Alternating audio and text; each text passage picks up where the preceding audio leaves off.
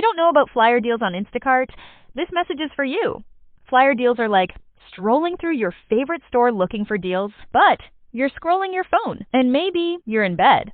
Because getting delivery doesn't mean you have to miss deals like you'd get at the store, like the one creamer that doesn't make your stomach hurt, or the pasta sauce you can't not buy when it's on sale. So download the Instacart app, shop flyers, and never miss a deal on one of your favorites. Plus, get delivery in as fast as 30 minutes. Kick off summer with Memorial Day savings at Lowe's. Right now, get 5 Scott's Naturescapes 1.5 cubic foot mulch bags for just $10. Plus, get up to 40% off select major appliances and save an extra $50 on every $500 you spend on select major appliances $396 or more. Lowe's, we help, you save. Valid through 5/28. Mulch offer excludes Alaska and Hawaii. Selection varies by location. While supplies last. See Lowe's.com for more details. Blog Talk Radio.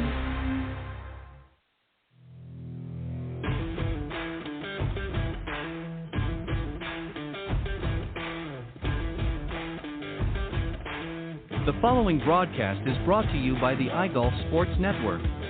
Golf Talk Live is sponsored by the iGolf Sports Network and Golf Tips Magazine. Here's Andrew to tell you more about our sponsors. iGolf Sports is a live stream broadcast and media production company providing quality programming designed to attract the golfing enthusiast. And Golf Tips, the game's most in-depth instruction magazine, including reviews on the latest equipment, tips from top teaching professionals, all designed to help you improve from tee to green. Welcome to Golf Talk Live with your host, Ted Odorico. Join Ted each week as he speaks with some of the best in golf. This week's special guest will join us a bit later. But first up is another great discussion on Coach's Corner. So let's introduce tonight's Coach's Corner panel. All right, good evening, everybody, and once again, welcome to Golf Talk Live. I'm your host, Ted Odorico, and we've got a great show for you this evening. As always, we're going to be starting things off here in just a moment with another great discussion on the Coach's Corner panel. And then a little bit later on, I'm going to be speaking with this evening's special guest. Her name is Taba Dale, and she is an author and owner of Taba Inc., and we're going to be talking about her new book a little bit later on in the broadcast. I'll tell you more about that as we get a little bit closer, but let me just get things started on Coach's Corner, and then I will introduce tonight's panelists. This segment of Coach's Corner is brought to you by Brush Tea. Ready to maximize every drive this season? Grab every yard? Take the advantage.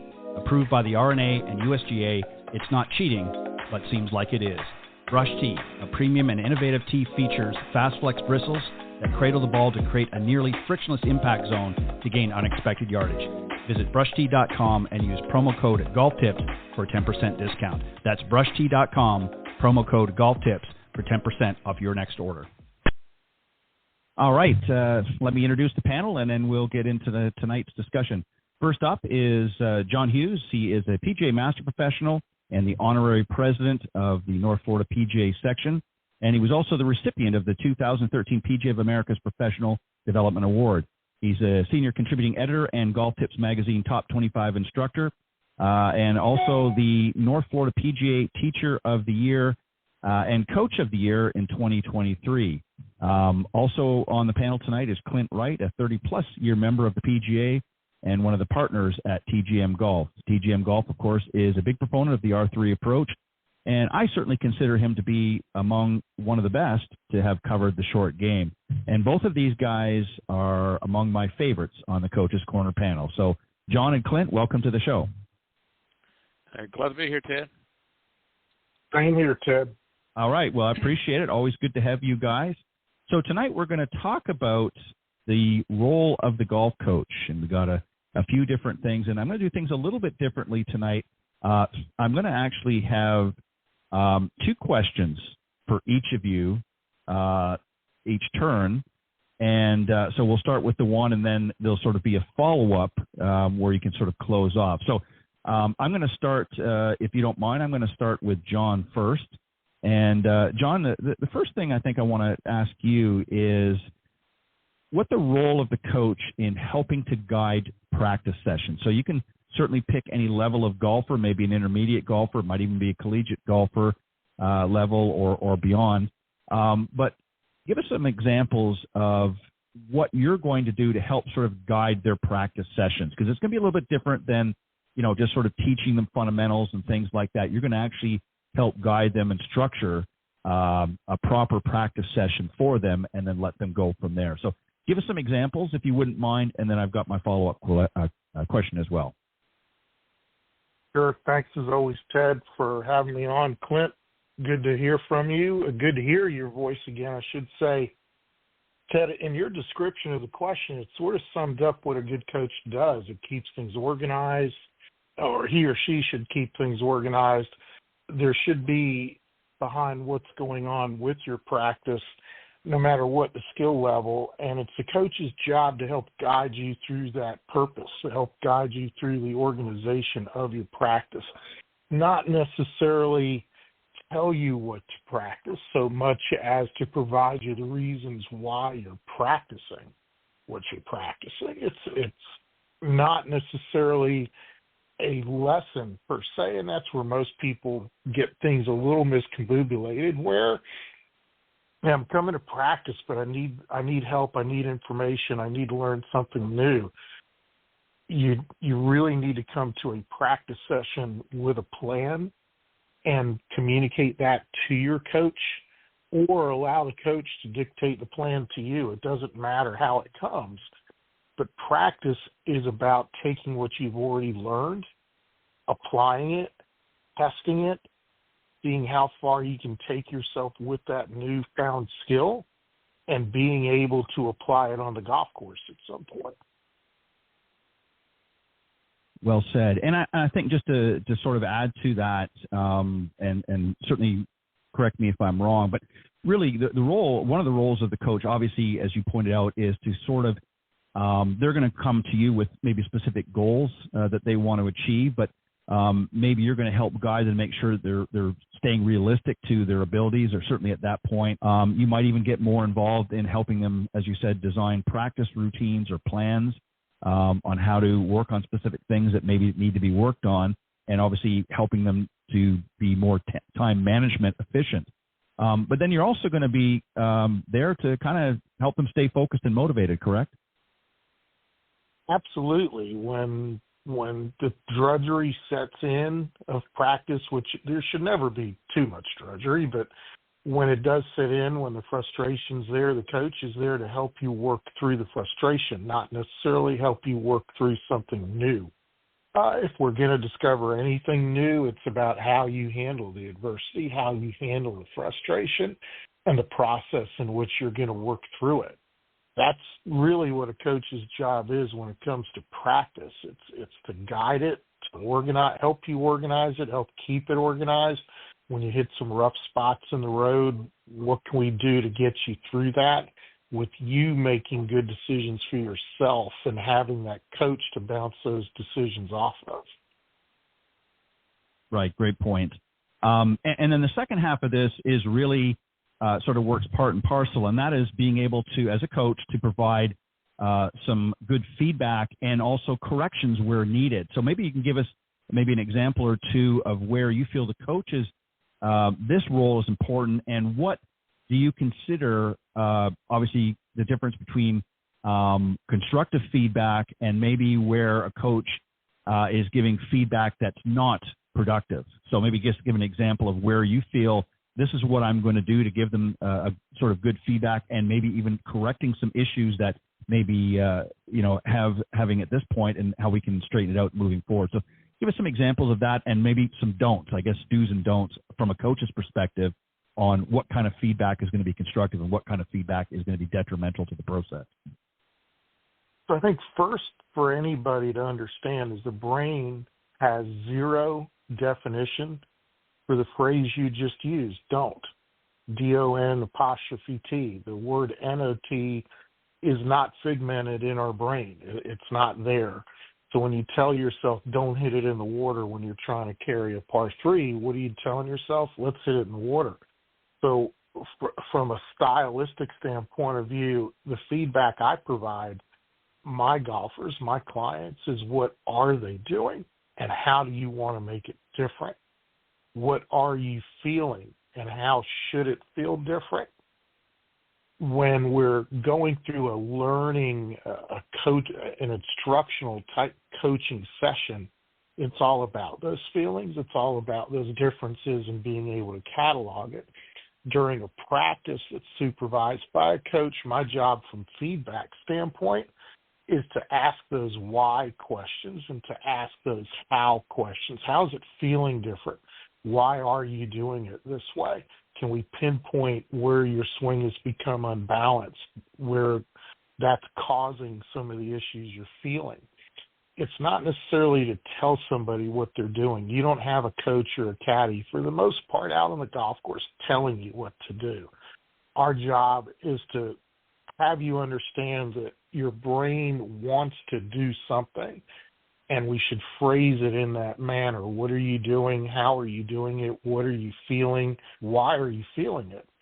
And if we can get to those answers and help you get to those answers on your own, whether it be through rational just deduction of problems or feeling the differences between what it is you want to do versus what it is you're attempting to avoid doing, then that's what our goal is. That's what our job is for you during a supervised practice session. Great points, John, as always, and I think you hit everything right on the head. The role of a coach is not just to, is not just to sort of set the parameters out, but it's also there to guide and redirect if needed. And I think that's what people that are coming to you, certainly in the beginning, we're talking about things more about the mechanics of the swing and in a teaching session. And then we're talking about other issues as well that come along. But when we're actually coaching them, it becomes something more. It's helping them, develop goals, helping, realize those goals and setting a plan of action that's going to help them accomplish that. So thank you for that. And there are many other things that you had pointed out there as well. So some great points. Thank you, John. Clint, this one I'm going to give you is, again, there could be two questions. I'll ask you the first one here. And this is really going to talk about the mental aspect of practice. So I think this area here is one that gets overlooked a lot, especially by some of our higher handicap golfers, but even at really any level, it can creep up on you, and that is developing a positive mindset. So I think it's just important, or as important, to delve into the physical aspect of the game, but keeping a positive mindset is crucial, I think, for effective practice and improvement. So maybe give us some examples, or give us an example of really how you would approach that to ensure they're getting the most, ability from the mind game that's going to help them produce, obviously, a better game overall, but help them stay more focused in their practice. How do you help them develop a positive mindset? Well, I think it's hard to help somebody have that positive mindset. They're either going to come to a work session. I typically don't even want to call it practice so much. It's about what am I coming here to work on, and I think the positive attitude about it stems from having a clear purpose, as John was saying. What's your purpose for being here today? From a teacher and a coach standpoint, the question I want to ask them is, what are you here to do today?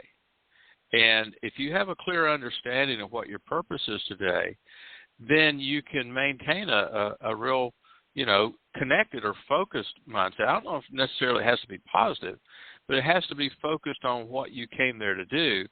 And as long as you're making progress towards what you come to work on, then I think you have to recognize that as being a positive outcome of the time and effort you're spending at that particular point in time.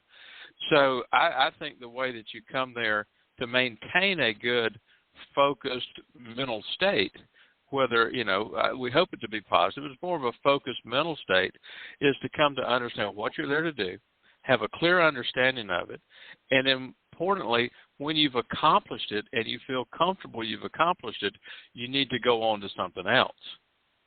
Because I see people that will work themselves out of a good swing about as quick as they work themselves into one. Right. Because they get bored with it. They stop going through the process. I think one of the things that John alluded to a bit about coaching versus teaching, if I consider myself a coach, I'm going to set the pace of that work session.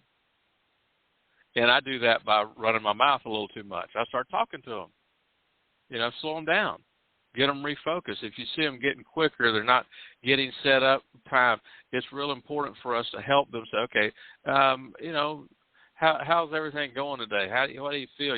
Let's talk to them a little bit, have a conversation, brings them back to, okay. And then the thing that I will do, most importantly, is remind them, so tell me again what you were here to do today. Maybe, I'm getting old, I forgot what you really told me. To refocus them on what they come there to accomplish. And if you do that, I think it stems, again, repeating it, it stems from you having a clear understanding of what you're there for. If I show up at the practice area to just hit balls, once I hit 2 or 3 bad ones, my attitude's not going to be real good. But if I come there with a purpose of working on certain aspects of my swing technique, then I can maybe accept some poor results as long as I'm working my way towards those improvements in my technique along the way. But if I just come out there to hit balls, to my opinion, it's a waste of time and effort. Yeah, well said. And whether they look at it as a practice session or a working session, same really isn't. It is the same thing. And again, sometimes looking at things in the correct perspective can make a world of difference. And again, I understand what you're saying about positive attitude and that. I think it's more open-minded. I think I like to have people come in that are more open-minded and receptive, to looking at other options. They come in with sometimes, and we've seen this, I think all three of us could attest to this. We've seen students that come, maybe have worked with others, and that's not as a criticism, but maybe they've come in or they've, watched a bunch of, videos or what have you, and they come in with a preconceived set of ideas, and they're very slow to want to, make changes, but yet they're not improving. So the second component to this part of it, Clint, is obviously practice and working sessions can sometimes be frustrating, particularly if the progress seems slow or there's maybe some setbacks have occurred. So how do you help them overcome some of these practice frustrations? Because they're going to have them. It's not it's not rocket science. They're going to have some frustration. So are there some things that you've found? Is it breathing techniques that you have subscribed to that work for you, or or whatever it is that you found to be successful for you when you see somebody struggling with that session? How do you help them overcome some of those frustrations? Well, I think it comes back to how I segment out what you call practice and work. If I've got a person that wants to come out and practice, I would tell them, okay, you're here to practice something you already know how to do, right? You practice, that means I know how to do it, or rehearsal. I'm here to confirm or to solidify something I already know to do. That's practice. All right. I'm practicing my lines. I'm practicing my swing. I'm practicing my putting stroke. In my mind, if I'm practicing something, I have a clear understanding of what I'm doing. I know how to do it. I just need to continue to remind myself this is what I do. But if you're coming to want to improve a technique, then I want you to visualize that as work. And when I'm working on something, in my opinion, what I try to get them to stay segmented on, if I'm working on something, that doesn't mean I know how to do it. I'm trying to learn how to do something when I'm working to improve. Then once I've worked my way into that improvement, then that's when I want to come. You can call it practice. I really look at it as maintaining. I want to maintain what I have. That's what I do when I'm practicing. But if I'm in that work session, I've come there to try to do something different, not reconfirm what I already know to do that's successful. So in my mind, when they came, I said, okay, are you here to practice something that you already know how to do, or are we going to work on something new? If you're working on something new, you have to understand that it's not going to be automatic that it's going to get better. It may not get better today. It may be better next week. But if you're working to improve something, you have to give yourself some patience. Give yourself some room to work on different things that you don't know how to do, that you say you want to. That's a work session. That's learning how to improve or learning something new. And when you're doing that, you have to give yourself time. And from my standpoint, I try to convince that, okay, you hit, if we're working on something maybe long term, hey, you achieved it 3 times a day out of 10. The next session, hey, well, we achieved it 5 or 7 out of 10. So we're getting better at it. And then when we can achieve it maybe 80% of the time, that's when we say, okay, you got it. And to my mind, one of the most important things for a teacher to work with a student in coaching is that, what you're doing is good enough. Let's not spend much more time trying to make this better technique. Maybe let's talk about how you're going to use your technique now when you're out playing. And that, to me, is a critical shift from learning a technique or learning how to use your technique. And many, many, many times, you never see that person shift over to how to use the technique. They just continue to try to work on the move versus trying to learn how to play with that move once you get it accomplished. So in my mind, I just try to keep them understanding that if they're trying to improve a technique, you have to be patient with yourself. And I think that's part of my role as a coach teacher, is to keep them patient as they move through that work time. Yeah, and that's a really good point. A lot of great points, but that particular is a really good one, because patience is something that a lot of golfers of all levels we have noticed. Oh, don't we all? In our I mean, it's a very challenging game. It has its frustrations and but also has its rewards. But it takes a lot of patience, especially if you want to see improvement. You've got to put work in, as you suggested, and again, depending on the level of player you want to become, dictates the level of input. So if you want to become a better player, a really good player, then you're going to have to put more work in. And but it has to be obviously done in such a way that it's productive and that you're seeing results. And if you're not seeing results, then there's really 2 things that come into mind: is either you're not putting the effort in, or the efforts that you are putting in are not seeing results because maybe they're not correct. So that's why it's important to have a coach along there to help guide you and point out some of the things that are going on. But yeah, you've got to have a lot of patience for this game. Great points, Clint. Oh, Thank absolutely. you. John, John, I'm going to come back to you. Yeah, I'm going to come back to you, John, on this. And again, sort of a 2-part thing. I'm going to focus on sort of the pre-shot routine. I know we've talked about the pre-shot routine. You can certainly, touch on it a little bit, but I want to focus on really 2 areas. The first one is the reducing of anxiety. Golf is, we're sort of on this mind game theme again. Golf, as much as a mental game as it is a physical one, anxiety, nerves, that sort of thing can impact players' performance. So what are some things that you have found sort of tried and true? Obviously, incorporating maybe a pre-shot routine, an effective one, is going to help reduce anxiety. What are maybe some other things that you want to point out as well? And then I'll ask the follow-up to it. Sure. The thing that I have seen over the years, and I think Clint has seen this too, that a higher handicapper comes with a routine. They don't even know they have the routine. And as a coach, we're there to point out that routine creates consistency, routine decision-making, routine setup, routine thoughtfulness and envisioning of what you're going to do. And those things should alleviate some anxiety. And from there, I see the cycle going the completely opposite direction, where people are thinking too much. They're putting too much effort into the routine. They're trying to over-dramatize it to a bit, over-detail it, and the details aren't necessarily in the same order each time, as well as there could be a different priority with each routine, therefore making it not a routine.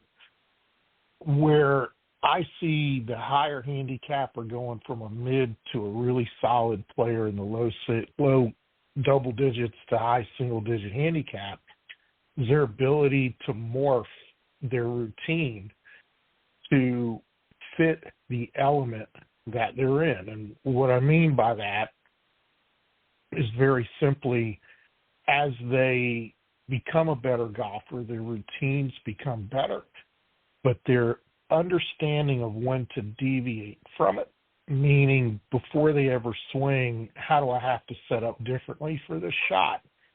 How do I need to prepare myself to hit the shot? What should it look like? Can I envision myself doing this?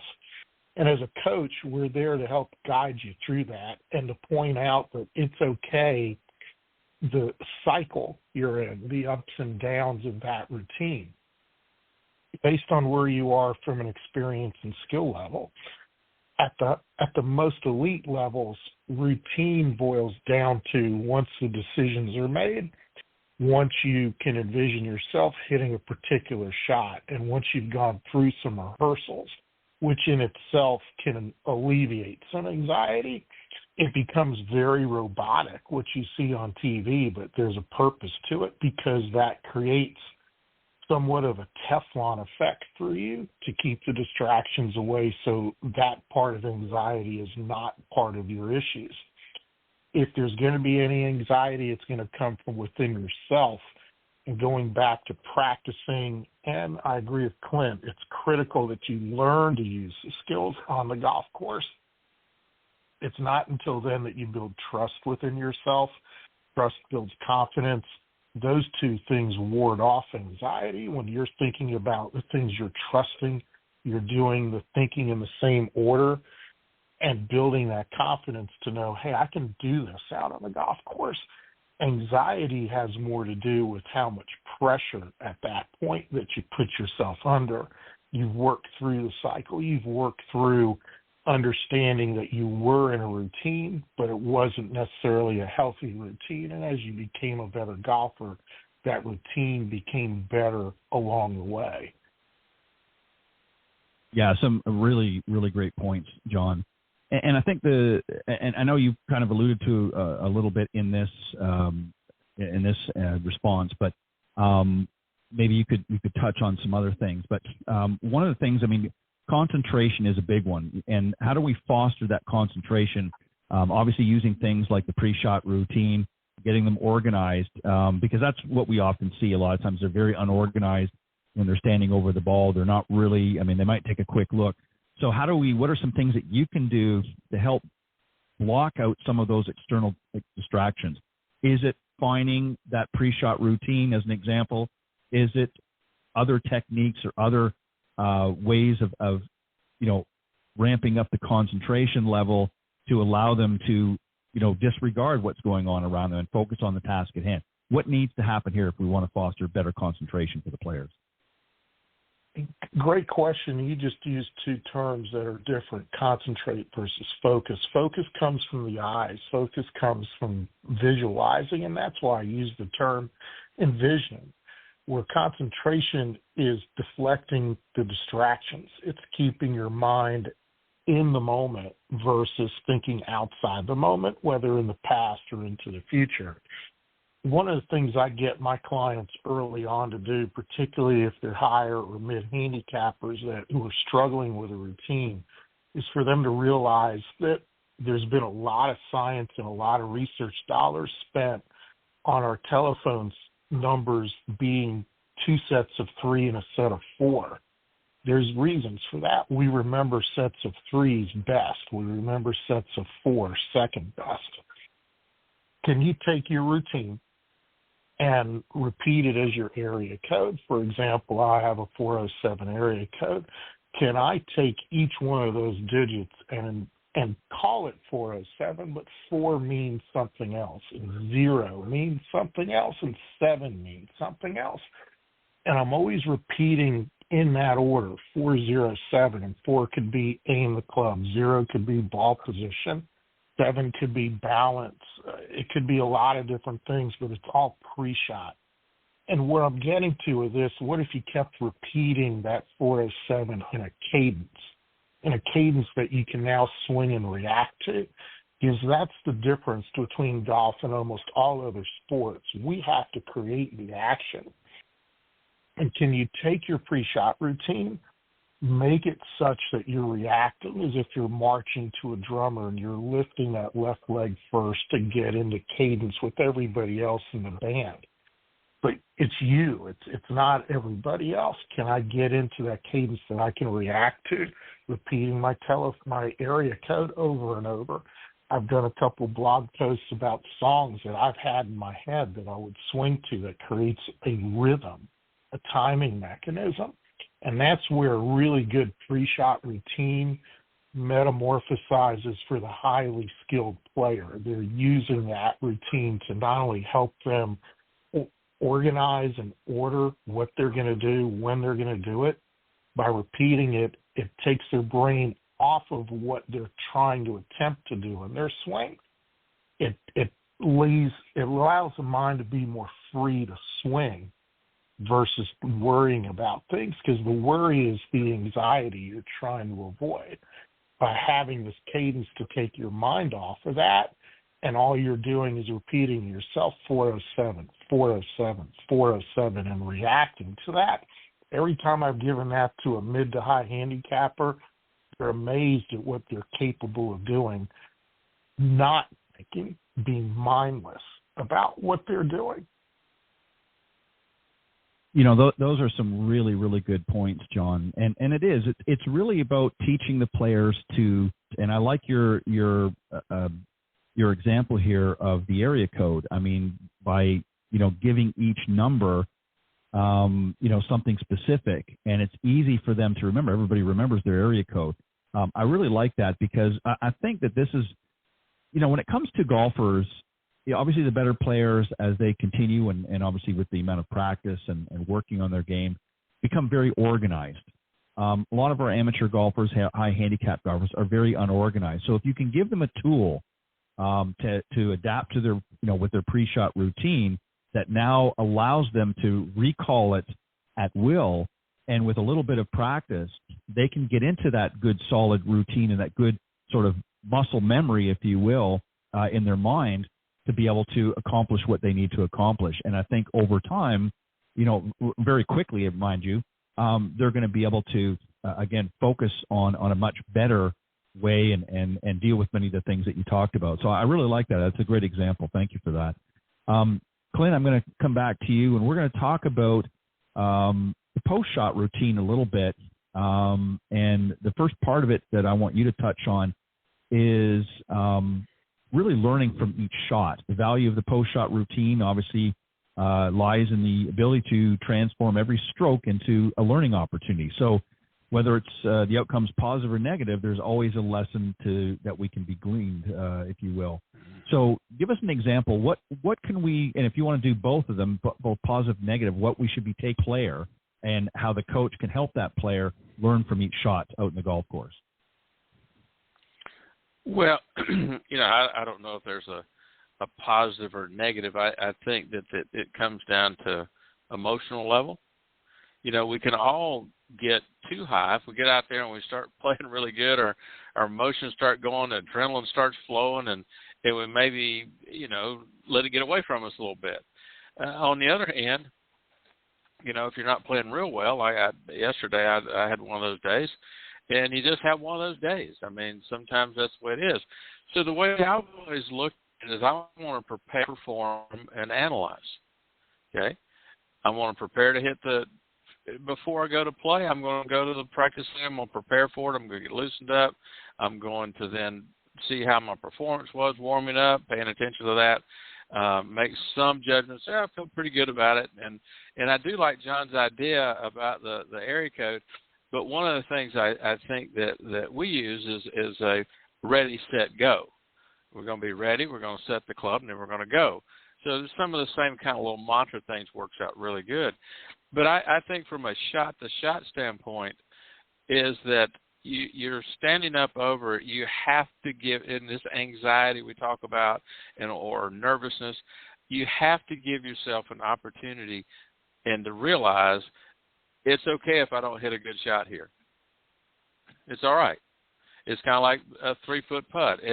I want to make all of them I can, but it's okay if I miss one every now and then. So it just makes it much easier for me to make more of them if it's not so much pressure that I'm having to make every one of them to feel positive.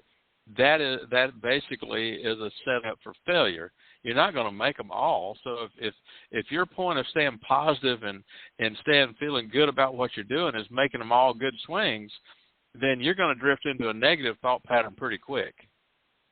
So what I try to do is get people to from a post-shot analysis, and we use the word, is it serviceable?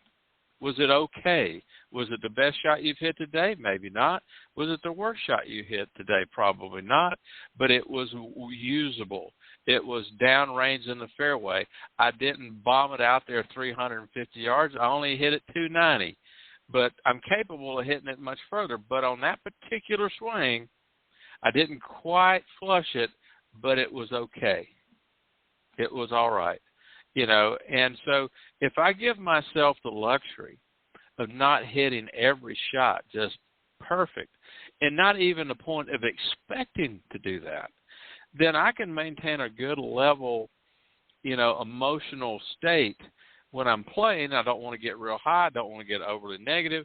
So therefore, if I give myself an opportunity to kind of play that 80% golf, I'm going to hit maybe 10% really good, and I'm going to hit 10% really bad. But as long as I can stay in that 80% range of usable, workable, acceptable shot patterns, then I'm going to be able to maintain a good even flow from day to day and also from shot to shot. And so if I prepare, perform, analyze. I prepare in a routine. I get myself set up. I perform the movement that I was trying to do, and I need to analyze, was that my best one, my worst one, or is that one of those 80%ers?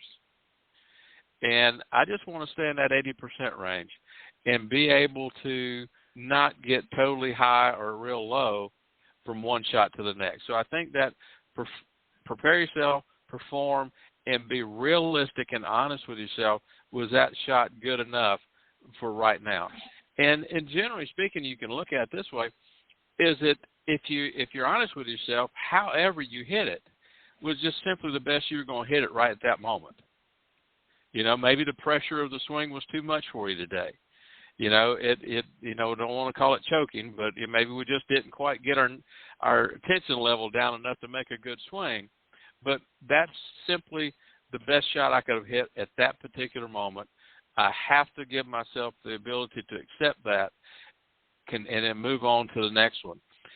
My mind, as John speaks about it, my mind can go into the past or the future, but your brain is always in the present. It doesn't have the ability to think behind itself or in front of itself, but your brain is always in the present. It's always in the moment. But your mind, and that's where we make those analyses, can I keep my mind in the middle of the road, or am I going to let it drift ahead of me or behind me? And as long as I can kind of keep my mind in the middle of the road and as close to the same level of presence as my brain is, then I can manage that high and low pretty easily. Great points. And just to the sort of the follow-up to this is, and you alluded to it, but maybe you could touch on a little bit more, and that is preparing for the next shot. You've learned something from this particular shot. What do we do? Obviously, there's going to be a new routine and so forth, but what do we do now we're preparing for the next shot? Well, I think if you look at it from a prepared, perform, and analysis, in that analysis of that particular shot that just happened, is I'm going to say, what did I do different there than I did on the one that I hit really good? Maybe I didn't get my breath right. Maybe I didn't take enough time to get my body to settle there. I recognize that. So the next shot I'm going to hit, I'm going to pay a little closer attention to my breathing and what's my tension level in my hands. I recognized after I hit it, I was really tight. I got quick and fast on that swing. So that's part of that analysis. This is, okay, I didn't hit that my best, so is there any little thing I noticed as far as what that swing felt like that didn't match up to the ones that I felt when I hit it really well? So therefore, on the next one, I can give a little bit more focus to maybe making sure my grip's not too tight, once I make that analysis. Or maybe I got a little bit quick with my area code. My rhythm was a little bit fast. take a deep breath, settle yourself down. Those things come out of that analysis period. And if I hit a really good shot, I want to maybe recognize what I felt different when I hit it really good, because then I can try to mimic that in the future. So post-shot analysis is where I get those things. How can I make the next one a little bit better? We don't want to jump to conclusions about why you miss every shot. But once you reach a level of reasonably good technique, you can feel the difference in those swings, and particularly understand what it felt like when you hit one good, to where as many times as possible you can replicate that feeling. One of the things that I tell people, if you look at Phil Mickelson when he won the PGA at Kiowa, watch what he did before he hit it. He stood from behind it, took deep breaths until he felt his body settle. That was his routine to get him prepared as best he could, right, to make a good shot right then, because he had recognized that routine helped him make good swings. So you replicate it.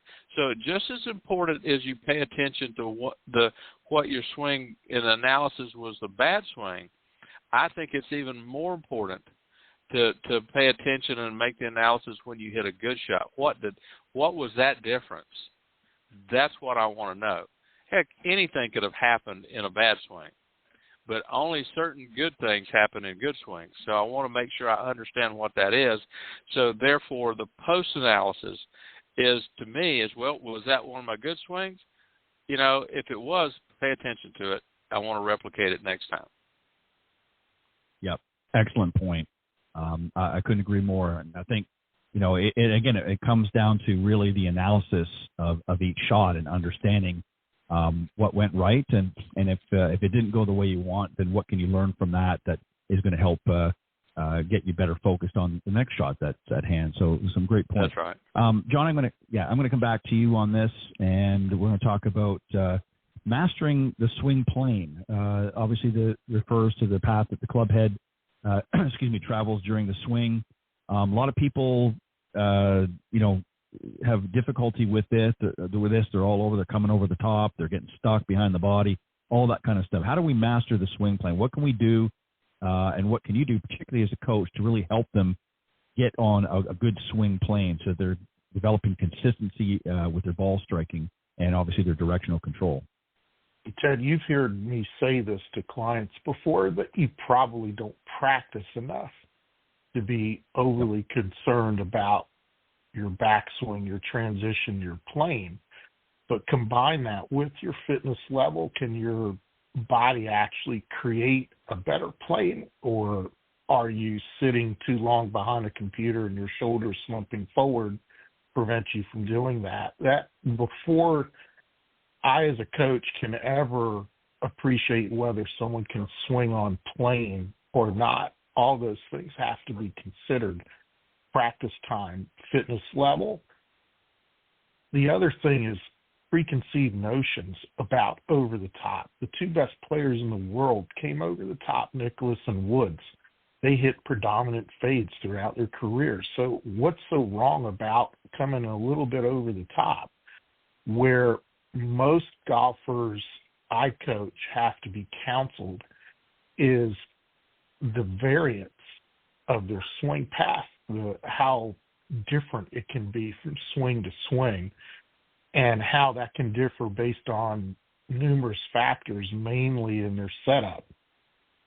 What I found over the years, you get set up basically the same way, your swing plane is going to be less variant. Instead of varying 8 to 15 degrees, which I measure quite often on flight scope, can it be within a margin of error 2 or 3 degrees? And doing that can make you a more productive player, and you're going to enjoy the game more. When it comes to swing plane, whether you break it down into McLean's various points of the swing, you start at impact and work backwards, there's got to be a reference point for that golfer to understand where they believe their plane feels like it doesn't stay where they want it. And it's at that point that I found you can get somebody to understand from a feeling comparison standpoint of view, what they'll need to do to get their swing on plane. One of the things that I'll throw out at people is, where are you finishing? Where is that club finishing? Exactly. Plane is coming from to hit the ball. The real key here is, can you do this, and what drills can we give you that you're capable of doing, that you're willing to commit to get you on plane? Because it's not something that's going to come overnight. It's going to take some time.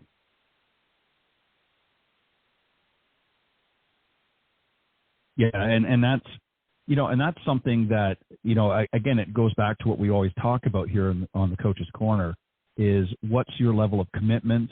Are you willing to put in the time to see improvements? And, if you're willing to do that, then there's things that we can do as coaches that can help you improve no matter what level of player you are. The other component to this, John, I want you to talk about a little bit is swing speed is a critical factor, obviously, in generating distance, but it also has to be balanced with control. So talk about what we can do to improve our swing speed. So I live by this and tell my clients this: you're only going to swing the club as fast as you can stay balanced.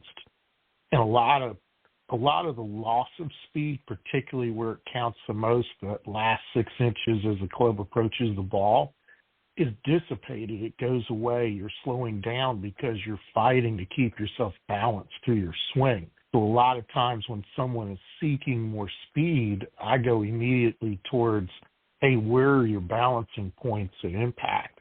And have you lost your balance prior to getting to impact? That's a real key. The second thing is realizing that if you're wanting to create more speed, it's a different way of training. Most of the time, I think, Clint, you will agree, we're teaching people how to control the club face to hit it straighter. Hitting it straighter and more on the center of the face does improve ball speed, which in turn is going to create some distance. But actually creating more swing speed, that's almost like going to the gym to begin with, to understand how to use your muscles in a more ballistic way, how to use ground forces better. And it's a totally different type of training. The real key here is melding them both, because most people are going to get more distance out of their swings if they can put the ball in the middle of the club face. And there's no limit to ball speed. There's always going to be a limit to you and how fast you can swing the golf club. It's like going to the gym. You're not going to put 600 pounds on a barbell and max out all the time. Even Bryson DeChambeau has found that out. It's really about, hey, what swing speed's best for me to put the ball in the middle of the face so I can compress it and create more ball speed. If you can increase swing speed and still maintain and still respect the fact that the ball's got to be met in the middle of the face, now all of a sudden the golf world opens up a lot of avenues and opportunities for you. It's interesting. I had on Tuesday's Women of Golf show, I talked with a young lady that's just graduated from the Epsom Tour. Her name's Jessica Provasnik, and she actually finished fourth overall in the seasons, earned her LPGA card. And what was really interesting, there were two stats that really stood out to me. Number one, she was way down in driving distance. She was only, I think, 104th was her driving, where she finished in ranking. She wasn't hitting it on average 250. She was a little less than 250. But her accuracy was 80+%. But what also stood out was her putting. She was third overall on tour. So, I asked her, I said, what are you going to do? And, she talked about some things about, more resistance training and stuff like that. But for her, it wasn't really so much, John, about necessarily increasing the speed. She was quite content with the accuracy of her shots and her game. And obviously, she recognized her short game, particularly her putting, was where she was going to, win or lose strokes. So, she certainly wasn't by far the longest on the women's tour, but she had a solid game elsewhere. So, improving her swing speed to get more distance, yeah, it's nice, but that's not really the high priority for her. Hers is scoring and being in contention and obviously ultimately winning events. So I think sometimes our amateur players are get caught up in this thing of let's, I just got to really bust out of my shoes. And as you pointed out, they don't have the proper balance. And a lot of times they're spinning out or they're just not, really getting any distance. And if they do get distance, they're suffering with accuracy because they're not really finding that balance point for them. So some great points. And I just wanted to throw that in there because it was kind of an interesting conversation I had with her on Tuesday about that. And this was one of the things that we brought up about is how to get some more distance. And she's certainly going to look at it, but it wasn't really as big of a priority for her. And she's, battling it out with some of the best young ladies in golf. But Clint, we're going to come back to this, you as we get ready to wrap up here in just a few minutes. And I'm going to give you this one here. Everybody wants to control shot distance. We want to be able to, when we're going for those greens, we want to make sure that we're, on the mark.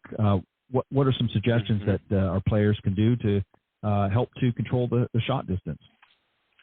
Well, yeah, that's a good question. I mean, again, we come back to how much work have you put in to have some consistent ball contact and ball striking, because until you've done that, it's been very difficult to quite range in your distances.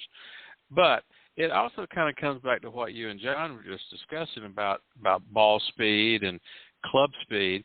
One of the things that I do is that I'll ask the question, I said, if we walk over and we hold this golf ball up at shoulder high and we drop it on the cart path, what's the ball going to do? And the answer is always, it's going to bounce. And I ask them, well, where did the bounce come from? And you can't imagine the number of answers I get. Well, from the inertia, the dropping it down, I said, really? I said, I didn't do anything but just drop it. Okay? And finally, I had to tell them the bounce is built into the ball. It's compressed. Right. So what I try to get a person to do is to slow their swings down enough that they can find that consistent balance, as John speaks of. They can find the consistent ball striking to see what a 7-iron does if they just make impact with it. Mm-hmm. And I show them that on the lesson tee. If I take my 7-iron and just simply make a through the space, make impact with the ball, it's going to go about 125 yards. That's what I've got built in. So how much then do I have to swing for? I want to try to hit my 7-iron 150. That's my objective. Can I hit it 160? Well, every now and then. But generally speaking, I can produce 150 with my 7-iron on a pretty high level of consistency. So then to me to hit it 150 yards, how much do I have to contribute? Well, I have to find 25 yards of speed. And that's where I find that I can get a person to begin to hit the ball a consistent distance, because coming back to John's comments, if they don't try to swing out of their shoes, they stay more balanced at impact. They get a more consistent swing plane, a more consistent ball striking, and therefore we can begin to see some consistency and repetition and distance. Okay, so all that John's question and what you asked me very much fit all right together. And stay on balance. And what club head speed can you produce on balance? And then how much can you add to that and maintain your balance to get some idea how far you hit certain clubs? Because I play with a lot of these bombers, and, they hit a pitching wedge 180 yards every now and then. But they generally hit it maybe 150. But every now and then they're standing out there trying to bomb it every time. And, they're not players, they're hitters. And there's a whole lot of hitters out there, but if you watch the golf tournament this weekend, you're going to see a whole lot of good players. And just like the young lady you spoke about, she knows her golf game. She is not going to waste her time trying to hit it another 5 yards. She's going to waste her time and spend her time making sure that she maintains that good scoring aspect of her game. Her game is not hitting it 300 yards off the tee. Our game is not hitting it that far off the tee. Analyze where your strengths are, play into them, and then your score will come down. But back to the original question, I try to get them to understand what control, speed, and balance is, just like what John was talking about. What's your balance point at impact? Find that balance point, add as much as you can to it as far as movement, and then that's going to give you your distance that you can count on. But that takes some work. It takes a little time to get out on that practice area and try to find it. And one of the biggest problems we have is that range balls react different than the golf balls you're playing with.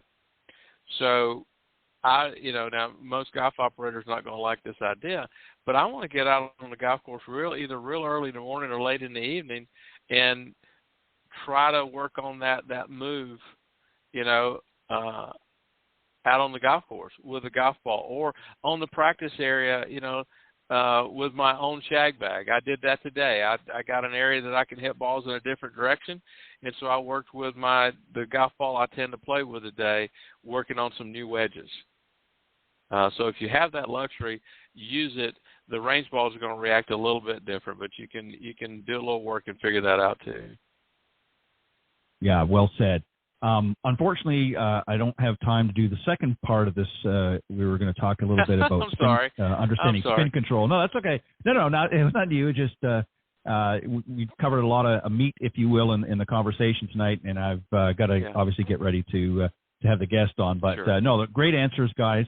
And I think you hit all of the points that I really wanted to cover tonight, and I think you did, as always, a great job. And I'd like to give you guys a moment to let the folks know if they want to reach out, the best way that they can go and do that. So we'll go in order of call, and that is John and then Clint. So John, how can the listeners, if they want to get in touch with you, and if there's anything special that you want to promote, by all means, go ahead. Sure. Thanks again, Ted, for the opportunity. And Clint, like I said, I always learn something with you on the show, and we need to get together soon and just let the spaghetti hit the floor or the wall or whatever the case Look forward may be. to it. People can reach me at John Hughes Golf, whether you put a .com at the end of it, an ampersand in front of it. That's the easiest way to find me. I'm finishing up my first season at Macklemore Resort. It's been a great summer. I hope people will come back next year and visit me here. But I've got openings in Orlando starting in November at Omni Champions Gate, which has become my new home there. I'm looking forward to getting back and getting into a full schedule with my clientele there. So you can certainly contact me through my website or the 407 number listed on my website. And as always, Ted, thanks for the opportunity. Always a pleasure. Glad you had a successful summer up in at Macklemore, and I know that the folks in Orlando will be glad to have you back and helping some of them, and I'm sure you'll be glad to be home as well. Clint, sorry, go ahead. Yeah, no worries, Ted. John, again, it's been a pleasure being on the show with you. I think we've probably been on together more than many have, and it's nice to get involved there. But people get in touch with me, the Clint Goff 001 at yahoo.com. But just to break away from that, as most of y'all know, I live here in South Carolina and not too far from Western North Carolina. So keep those folks in your thoughts. I mean, we took a pretty big hit here with the hurricane that came through. Generally, the population is beginning to get back to some bit. Golf courses are beginning to reopen, but it was quite an ordeal for about 2 weeks. So keep those in your thoughts, and not too long, come up and support the folks in Western North Carolina. They'd be more than happy to see you here in a little bit. So, Ted, it's been a pleasure. Thanks, buddy. All right. Always a pleasure, and, yeah, I agree. Do what you can. There's a lot of great charities out there. Samaritan Purse, I know, has been a big leader in helping the folks up in the Northern Carolina area, Northwest particularly. So definitely get on their website, and I'll give you the information a little bit later on the show as well. But, guys, as always, thank you. Always bring your best. I appreciate it. And keep helping those guys and gals out there become better players. But have a great weekend, guys, and I'll see you next time on Coach's Corner. Good. Thank you, Tim. All right, that was John Hughes and Clint Wright joining me on the Coach's Corner panel. We're going to take a quick break, and then I'm going to come back and I'm going to introduce tonight's special guest. We'll be right back. When it comes to golf, there are two topics that consistently come up: more distance and more energy.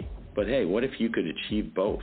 Introducing Victory's carbon fiber insoles, the revolutionary performance insoles designed specifically to help golfers hit longer. Using patented carbon fiber technology, VKs do more than support your feet. Many golfers see a 1 to 2 mile per hour increase in club head speed just by adding Victory insoles to their shoes. So if you want to up your game and feel better after a long day on the course, choose Victory's carbon fiber insoles. Visit Victory.com, that's VKTRY.com, and use code GT20 for 20% off today. This offer is exclusive for listeners of this podcast. Again, visit Victory.com and use code GT20 for 20% off. Order today to start feeling the difference on your next round. The following ad is sponsored by Golf Tips Magazine. Are you tired of being short off the tee? And what about those 3 putts? Forget about it. It's time you got serious about your game. Golf Tips, the most in-depth magazine in the industry. For over 30 years, Golf Tips has delivered expert content such as the latest golf instruction from America's top pros, simple to follow practice and game improvement drills, fitness and mental game tips, equipment, training aids, accessory and apparel reviews, golf destinations and travel tips for every budget, and so much more. Don't miss a single issue. Go to golftipsmag.com and subscribe today. All right, welcome back to Golf Talk Live. I'm your host, Ted Odorico, and we had a very great guest joining me tonight. I'm very excited to have her back. She's been on the show before. Let me just give you just a little introduction, and then I'll bring her on. Her name is Taba Dale, and she is the author of a new book called, and I hope I pronounced this right, it's Terroir of Golf, a golf book for wine lovers. And she is also the owner of Taba Inc. And her journey in golf with no prior exposure led her to discover a profound connection with nature on the course, igniting her passion for the game. Her transition from writing short stories to publishing books showcases her dedication to sharing her love for golf. And she's the first woman that was board member of the Golf Heritage Society. We're going to talk about that tonight as well. And Taba's contributions have not only been published in the Golf Journal, but have also connected her with fellow golf enthusiasts, fostering a shared passion for the sport. So please welcome my very special guest, Taba Dale. Taba, welcome back to Golf Talk Live. Ted, thank you so much for having me. Do you know, I have been looking forward to this day since February when you invited me. You said, you know what, I only have October 24th. Do you want to be on? And I'm like, yes. That was back in February. I know. It's funny. Every year, this is my 12th season. I'm going into season 13 next season. And I've got just a few more shows, another month and a half, and then we'll be closing off for the season for the second half of December. And then the month of January I always take off because I go to the PGA show at the end of January, and that's when I do a lot of my rebookings and that. And each year, I get so many people, some wanting to come back like yourselves and new guests, of course. But I've now probably got 4 or 5 agencies that do a lot of my bookings just because I've been doing it so long, and they just, hey, they call me up. So when I got down to the PGA show last year, more so than even the previous season, I literally, by the time I left that show, I had pretty much everything up, including most of the fall, booked before I left the PGA show at the end of January. So that's why you didn't get on before October 24th. That is so already cool. pretty much booked. I have to tell you, I'm sitting on my desk, my my PGA show credentials from last year, because I get to have media credentials. So yep. Maybe this coming January we'll get to meet up and have a coffee or a glass of wine somewhere in Orlando. I would love that. And definitely have already got my credentials as well, so I'm looking forward to it. And you know what? It's going to come up faster than what we realize. Time just seems to be zipping by. Let me ask you, we're going to get into talk about the Golf Heritage Society, because I know that's something that you wanted to. You just actually had they just had the National Convention Center. Yeah. The National, I meant. But I have to ask you, because I've been sweating over this all day long. Did I pronounce the title of the book correct? Is it Terroir? You did. I could take lessons from you. So there's even it must a be page. the French Canadian. It must be the French. I know I had to go there and I practiced it all day long, and I said, okay, I can't mess this up. And so I studied a little French Canadian. Well, I am obviously not a native French speaker, and if I was, it would probably sound a little different.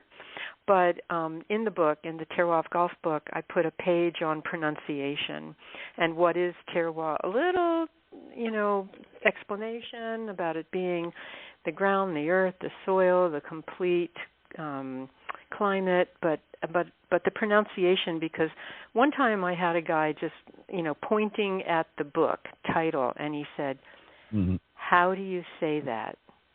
I thought, I got to make it easy for people. So as soon as you open the cover, you get to that page, just a few pages, right. Just a few pages into the book. Yep, and I'm glad you put it in there because it helped me quite a bit. We're going to talk about the book in a little bit, but let's start off with the Golf Heritage Society. As I mentioned in the opening remarks, in addition to being a business owner, you're also a board member for the Golf Heritage Society. So they had their convention at Pinehurst. A lot of exciting things. I'm going to get you to talk about some of them. And obviously, Pinehurst recently opened up. They had the new home of the USGA, and I know that played a role as well. We can talk about a little bit about that as well. But give us an idea, because this took place October 16th to 19th, so it's past. It's past tense, but it's recently.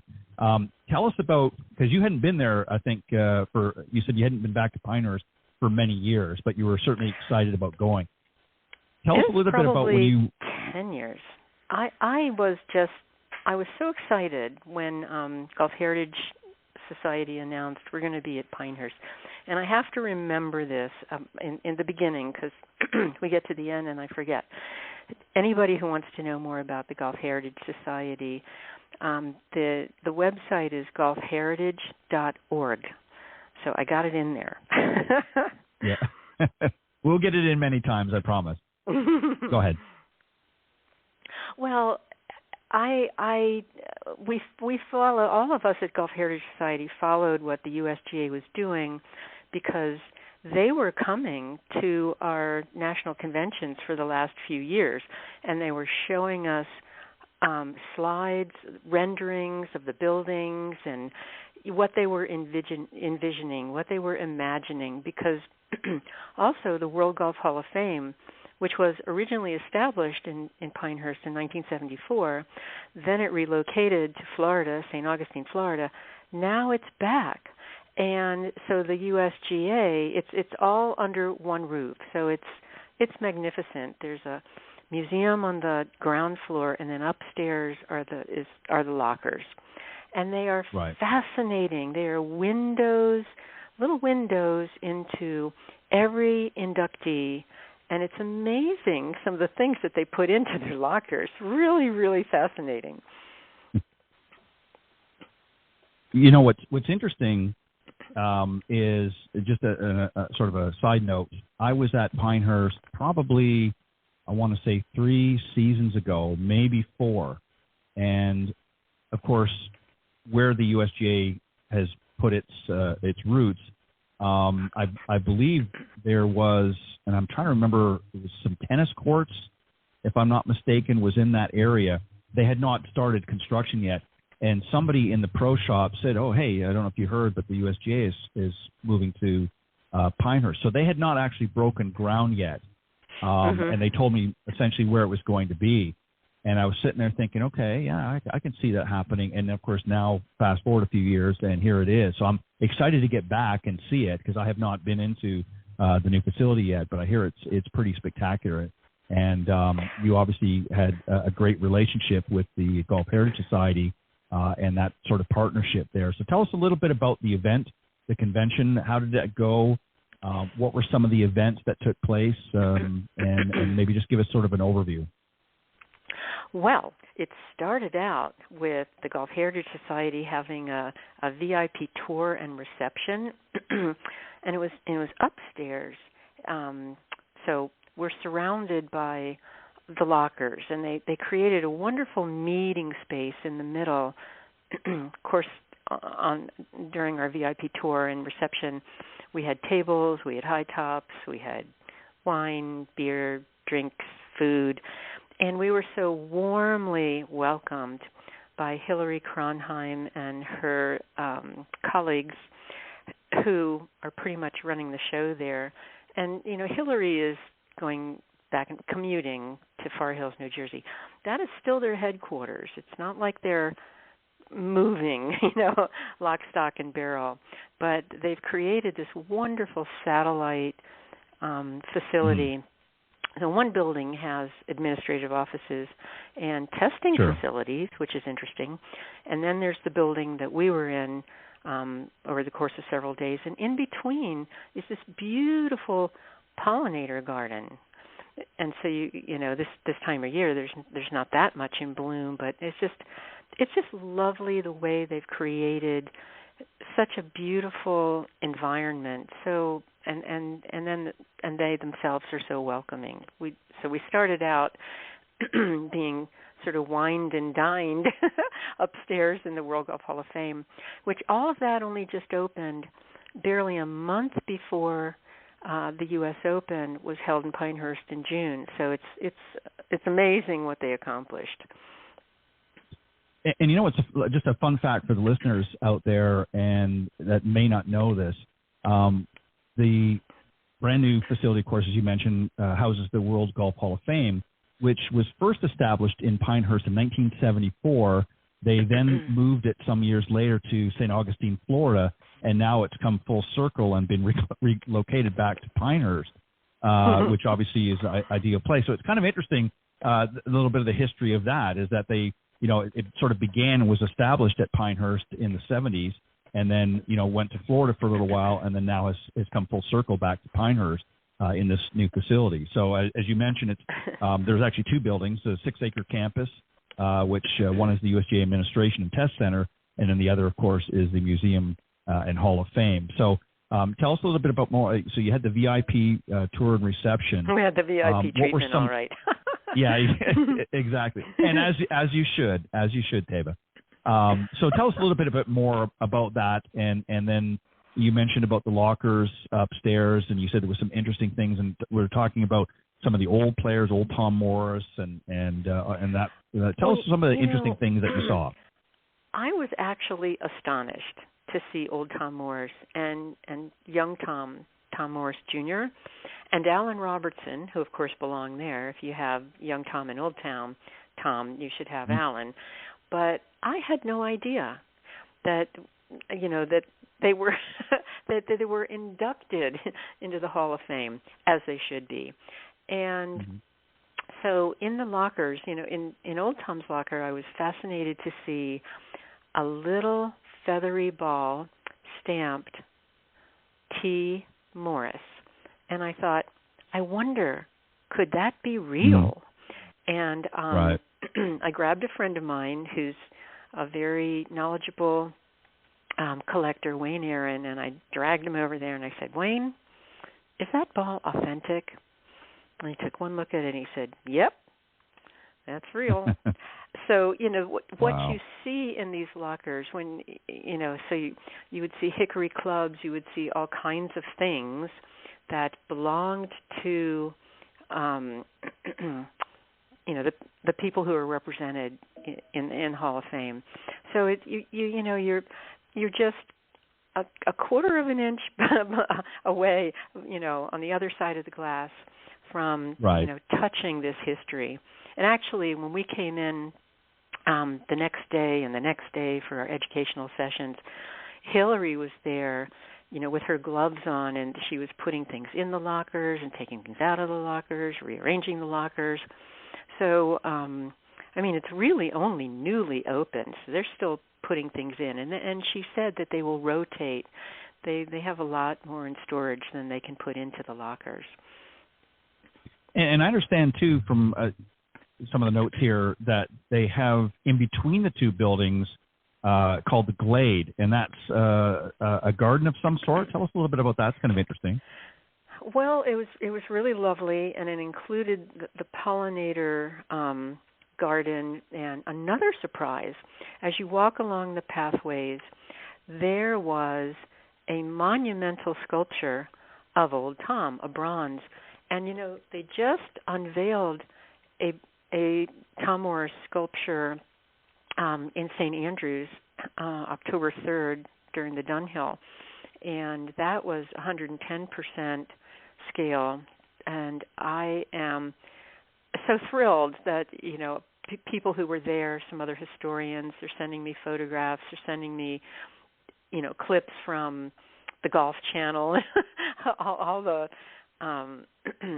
all the people who covered it on television, so I got to feel like I was there.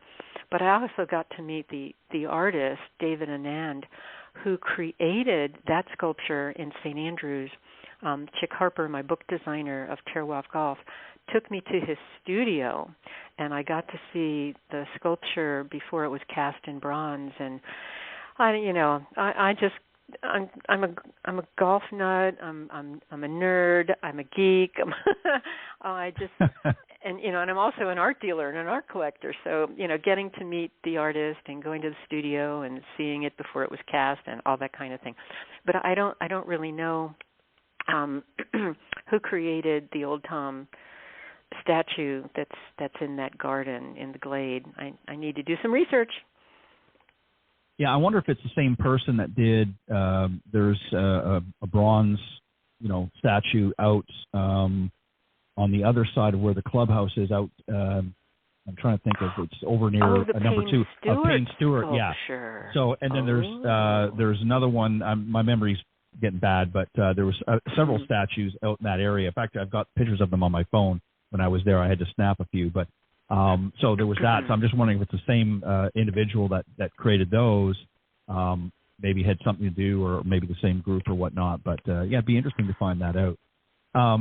So obviously there was a new inductee, Padraig Harrington. Excuse me.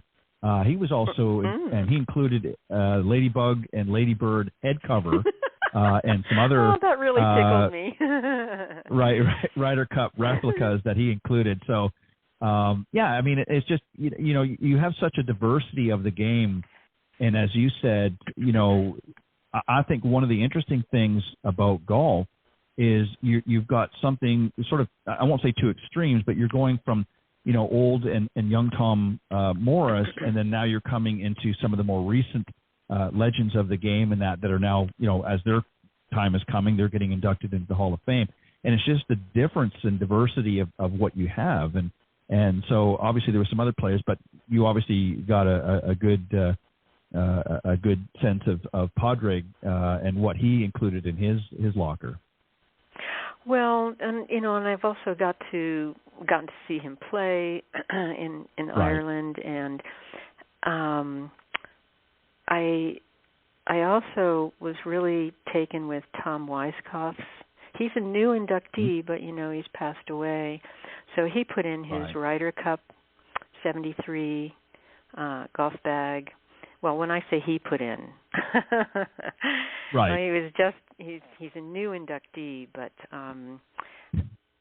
his Open Championship replica, the claret jug, famous hat that he wore. So it, I think that the lockers they're very lovingly composed to give us a sense of who they were, what they accomplished, and a little bit of personality too.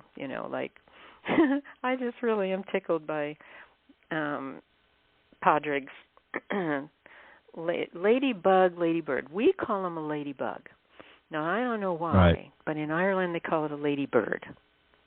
Right. But it's his head cover for his driver. Anytime you see him on TV, you're going to see that ladybug bird hair cover. Right. Well, and again, it's sort of a testament to the difference and the diversity of players.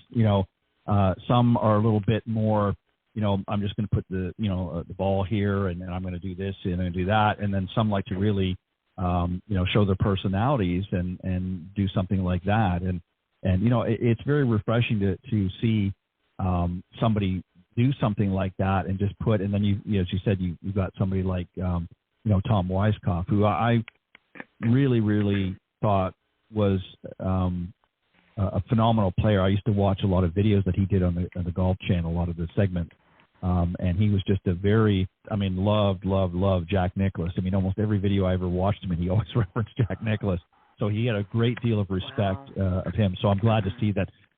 It's sad that he obviously passed away, but I'm glad that he was inducted into the Hall of Fame. He deserved it. He was a great player and just a real gentleman of the game.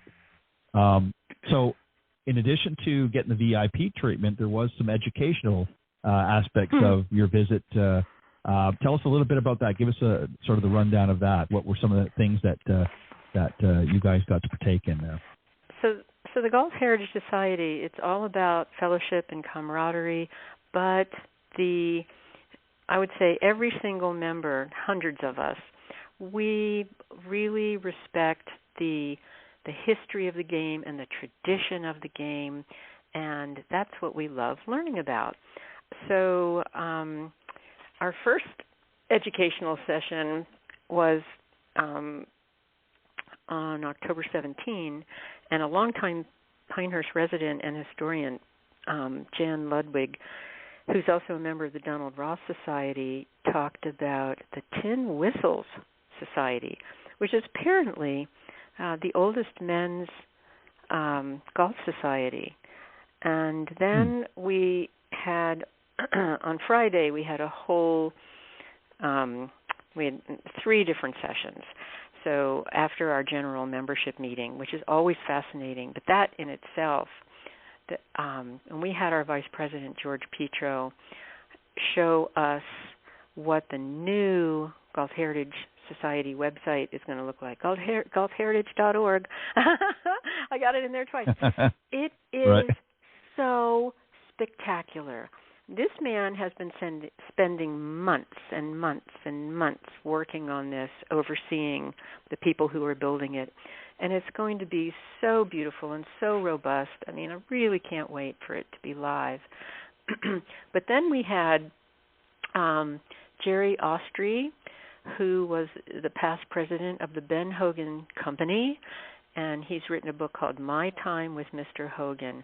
And oh my goodness, it's amazing, to listen to somebody who spent so much time with Mr. Hogan, and it's his book is fantastic too. There's so much detail. So My Time with Mr. Hogan.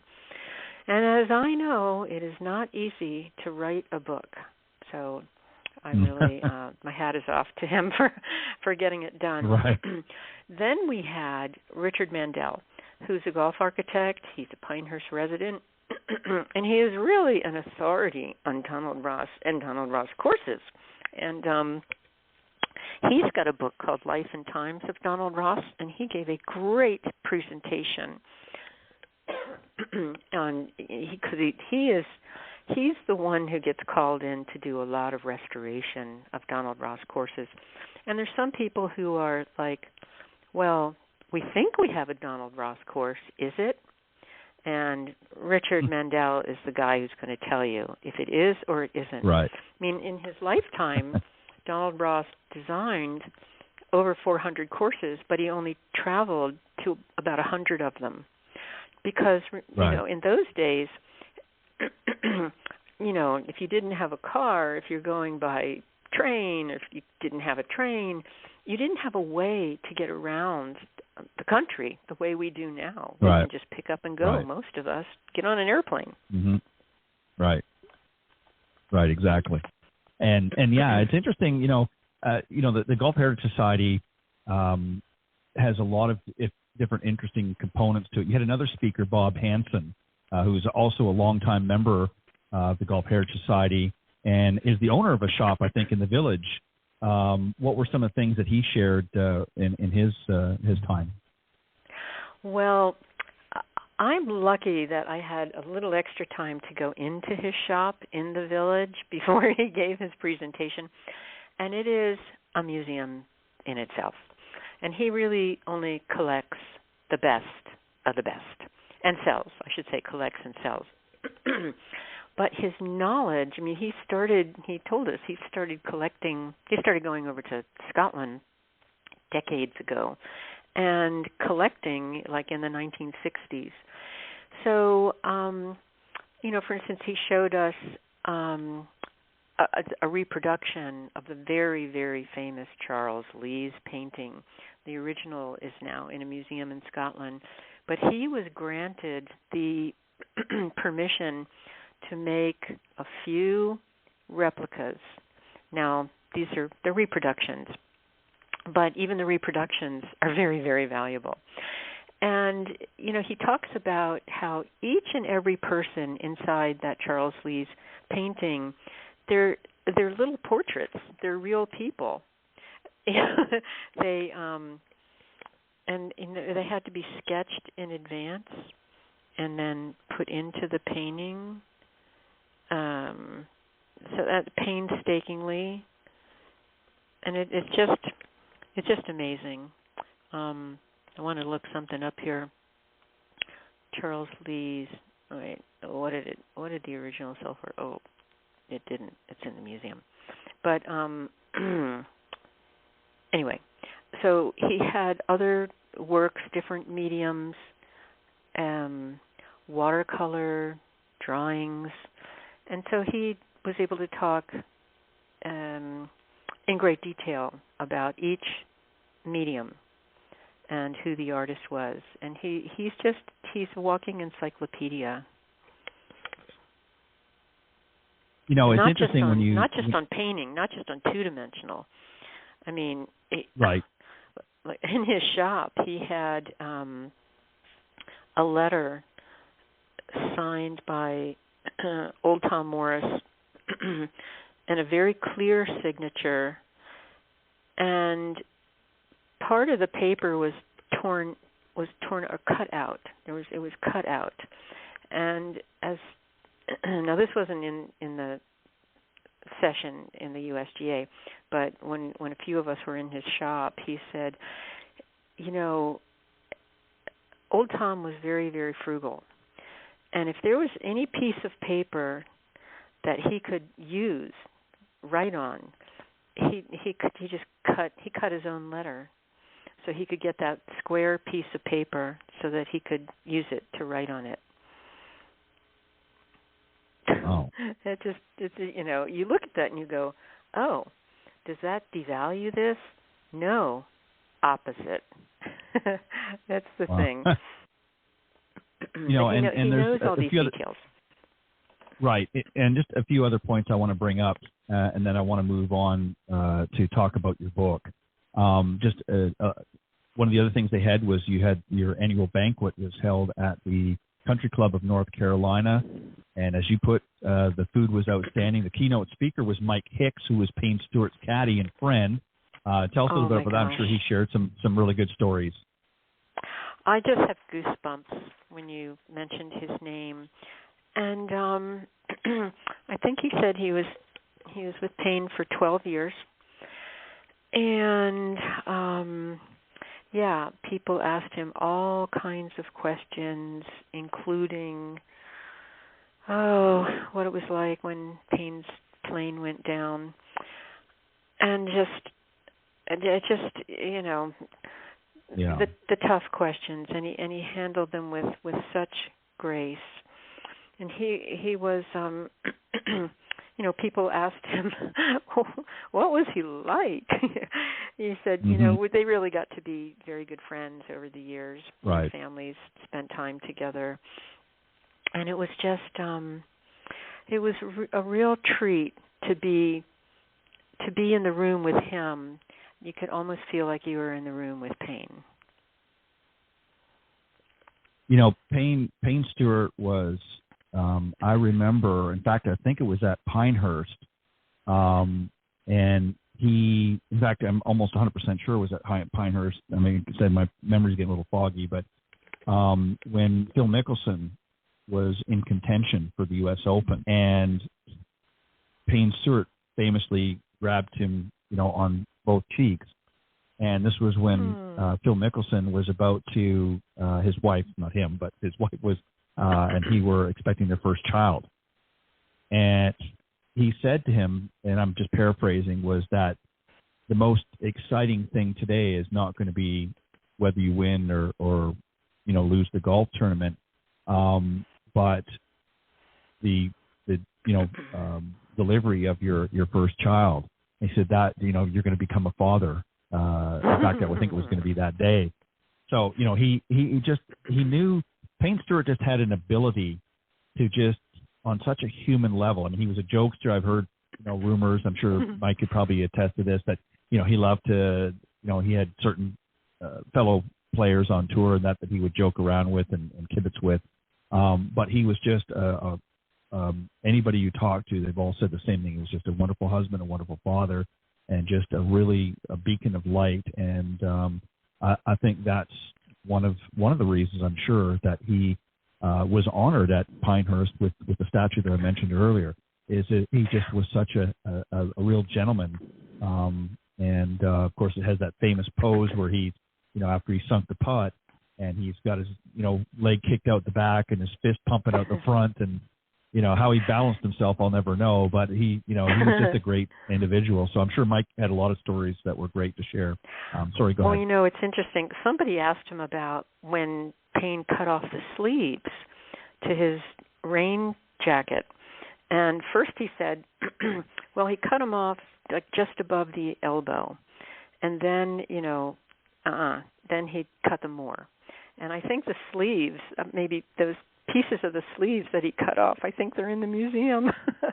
But, when he was asked about the putt, because he only beat Mickelson by one stroke. Right. He was asked about that, and, did you think he was going to make it? And Mike said, no way. He never thought he's going to make that 15-footer, and it was uphill. And when he did, I mean, just everybody went crazy. But he himself didn't think he was going to make it. So, oh my gosh. Yeah, he has great stories. It's just amazing. So we're going to talk about your book, but I want to point out something first, just before we get into some of the specifics in that. One of the things, I mean, you had obviously a great time at the Golf Heritage Society, and it's the website again is golfheritage.org. I'm going to slip it in there again. Good. What I found, we'll do it again before we finish. They're going to love me. Anybody listening, they're going to love me. Golfheritage.org. Don't forget that.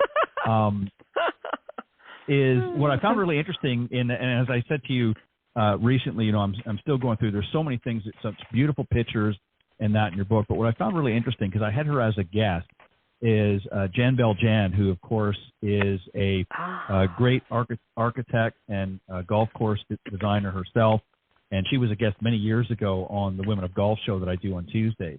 And you obviously expressed that you were very excited, as well as her, as seeing her original drawing of the Jupiter Island Golf Club, which is featured in this book at the USGA Museum of Science and Golf exhibit. So tell us about the relationship, because she's actually in on page 159. There's a little bit about her, so she's actually in the book. Tell us a little bit about that. Oh, absolutely. Well, I interviewed Bill Core years ago, literally at my kitchen table in Scottsdale. Tom Doak, David Kidd, Jason Straka, these are guys that I know. Pat Ruddy, who wrote the foreword, and I got to do my interview with Pat in his magnificent library at the European Club. Jan, I felt like, well, I have to have a woman. I have to have a woman architect. And who else are you going to have but Jan Beljan? And she was the president of the American Society of Golf Course Architects. She's only the second woman president. Alice Dye was the first. And the American Society of Golf Course Architects was, Donald Ross was one of the founders. And that's why the members wear the Donald Ross red plaid. the members get to wear that plaid, get to wear that tartan. So, but what's really fun is I got to spend a lot more time with Jan this time than ever before. And she's so much fun to be around. And she's so smart, and she's so practical, and she's so interesting. And every time I'm with her, I learn something new about her. I could talk about her for the rest of the show. I probably shouldn't. But yeah, it was a great honor, great privilege to be able to do my interview with her and have her in the book. And those photographs of Jupiter Island Club, she took all those photographs. She hauls around a great big Nikon camera. She had it with her last week in Pinehurst. And she takes photographs. They are high resolution. They're every bit as beautiful as some of the, 40 meg photographs that we got in for the book from Castiglione del Bosco and a whole bunch of other people. So tell us about, give us just sort of a general overview, and then we can obviously talk about some specific things. So what was the thought process behind doing this book, Terroir of Golf? Why did you want to do this book? And just let me just tell a couple of quick things first.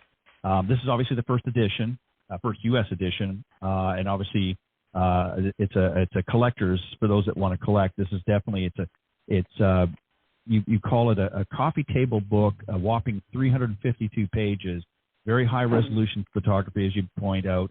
And actually, you indicated that one of the reviewers of the book actually said it's National Geographic quality, which is a very honored thing to say. And obviously, you've had a lot of other great comments as well. But why did you want to do this book? Why was this particular book important to you?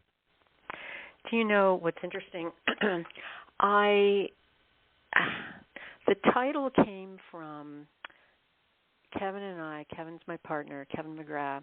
We were playing golf at the Macri, which is a links course on the Isle of Isla. And Isla is much better known for whiskey.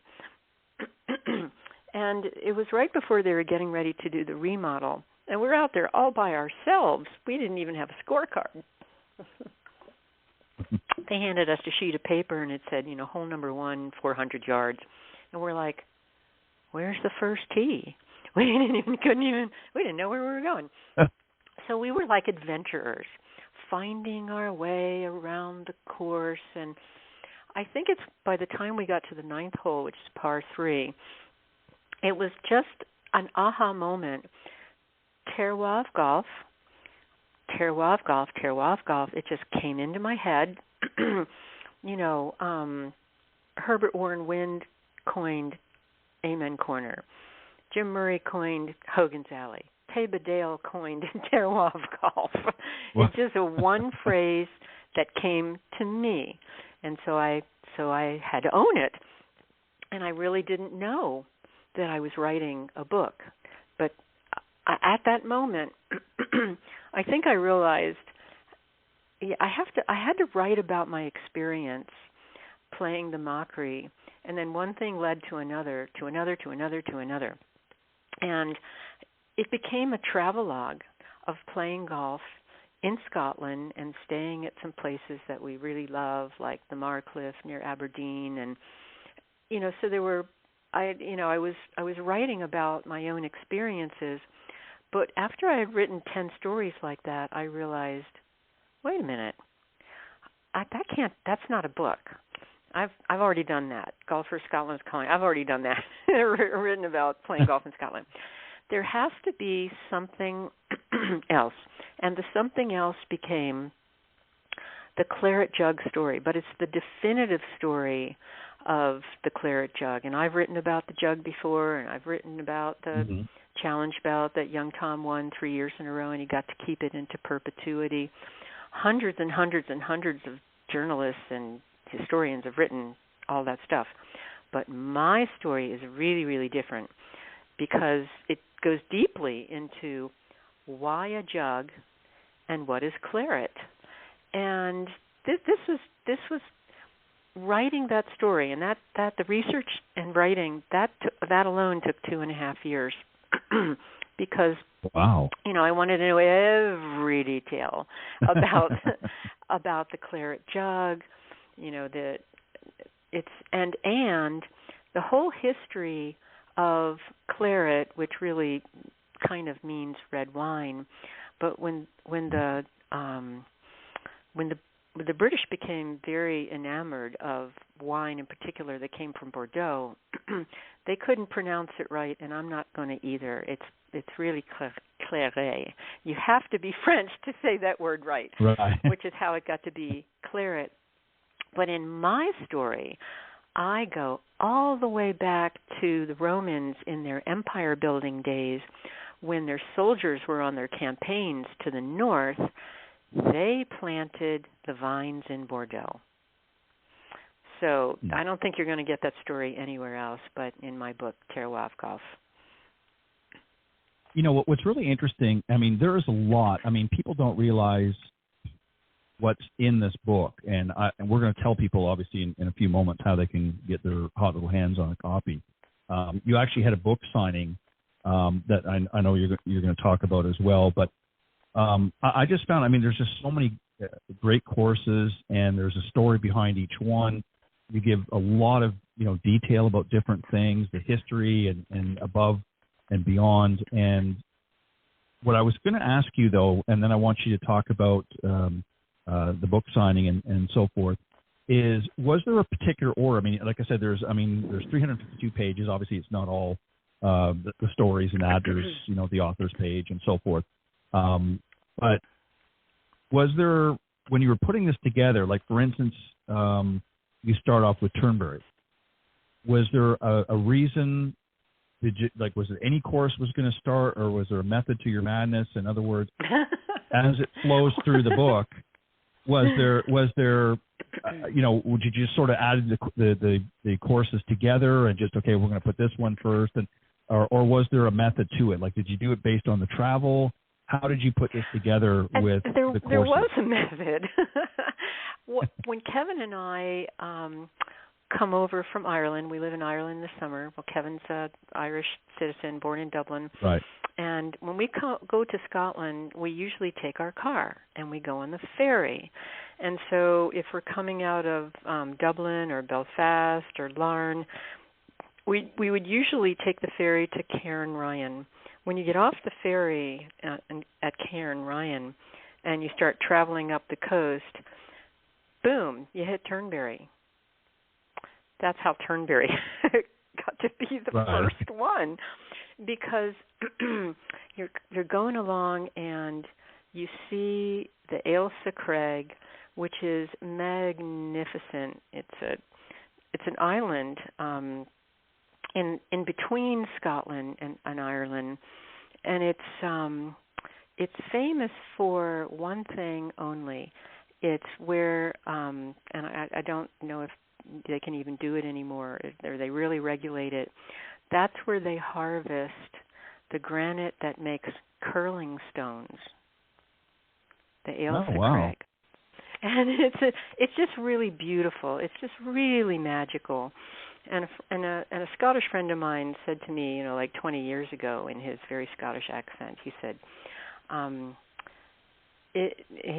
can't do it in a Scottish accent, but if you can see the Ailsa Craig, it's going to rain. If you cannot see the Ailsa Craig, it's raining. It does literally disappear when it's raining. But then, we went straight over to another favorite place of ours, which is the Marcliffe, as I mentioned, and I wrote about it in the book. But I also realized, all the times I've gone to King's Barnes, which I love, I have never written about it. I have got to write about it. So, but from that, from the east coast of Scotland, we went up to the Highlands, and when we were at Nairn, we were meant to play it right after they held the Scottish Open there, I think, but the weather was miserable. So we thought, well, we have an extra day. We could play it tomorrow. Let's hang out at Nairn. And it happened to be when they were playing Wimbledon, and then Andy Murray won, and we were all obsessed with watching Wimbledon. So that story became part one and part two. There was what happened in the clubhouse when we were all watching Wimbledon, and then there was the course and going out on the course and playing the course. And so I don't know, all the pieces kind of fit together neatly like a jigsaw puzzle. And I wrote again about Machrihanish, where I've been a member. It's now 2024. I have been a member for 20 years. So I've written about Machrihanish before several times, but never like this time. This story, the title is Mull of Royalty. And so Machrihanish is down at the bottom of the Mull of Kintyre, but below Machrihanish is the course called Dunaverty down in Southend, where Belle Robertson learned to play her golf. And in my book, and it is my book, but in my philosophical book, Belle Robertson is golf royalty. And she's actually one of the first women who, along with Renee Powell and Dame Lara Davies and Annika, it was one of the first women who became members of the RNA. But I wanted to write about Belle. So that's how my Machrihanish story is really, really different than any other Machrihanish story that I've written. Right, and there's a lot of great components to the book, and I want to touch on a few just for time. But you've got a whole group of winemakers that you talk about in the book. Then, of course, as I mentioned, Jen Valjean and others that were designers that talk turf. And then you've also got a lot of professional golfers, from Luke Donald, Ernie Els, David Frost, many others, even Arnold Palmer, Gary Player, and Jan Stevenson, and there's many others in there that have their own wine labels. Yes. And then you sort of you finish it off with golf clubs and resorts with a strong wine culture. So there's obviously an underlying theme in this book is some great golf and some fantastic wine, and some of the great experiences, obviously, that you and Kevin had while you're in the area and preparing for this book. So I can see why it would take 2 years of research to get all of this information together. But just touch on a little bit from each. That was only for the one story, the Claire Check story. It was 8.5 years. Okay. 8.5 years. Okay, well, there you go. Well, that makes more. I was going to say that makes much more sense then.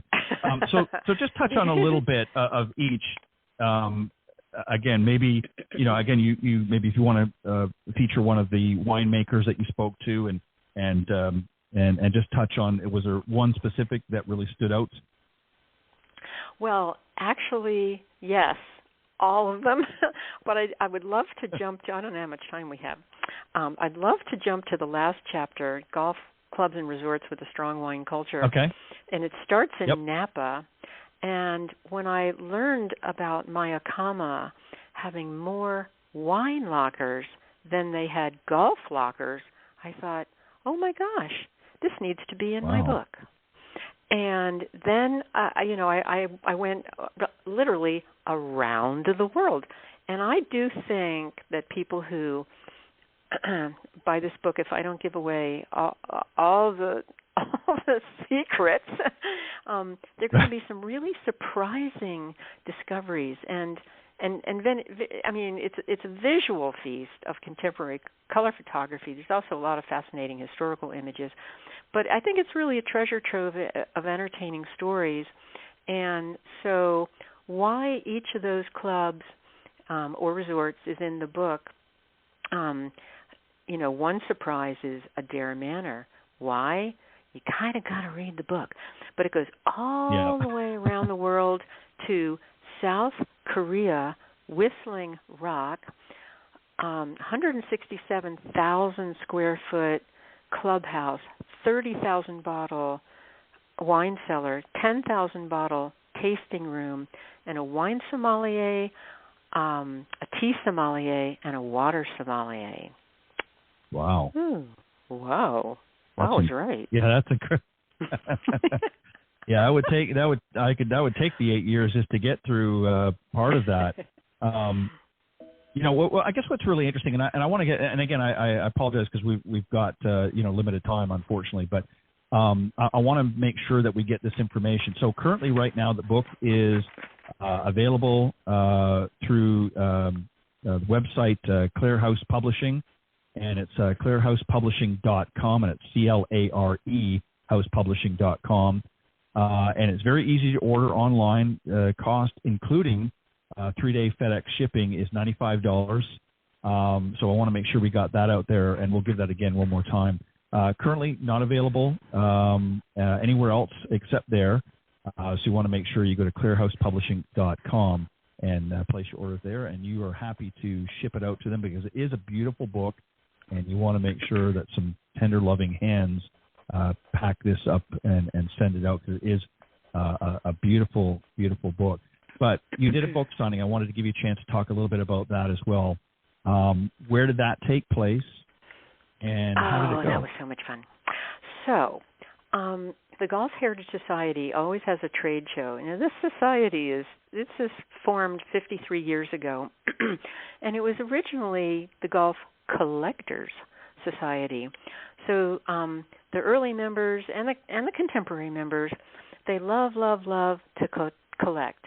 They love to buy, they love to trade, they love to sell their stuff. And it's really a fun day, the trade show.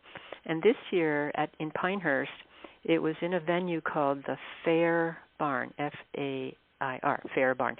And it was really a cool, big, kind of rustic building. It had a lot of charm. It had a lot of character. And having the Golf Heritage Society, be the vendors, it was absolutely perfect. So this is the first time they've done this. They invited some member authors to have tables where they could do book signings, and it was great fun. Guys like Richard Mandel were there. Anne Liguori was there with her new book.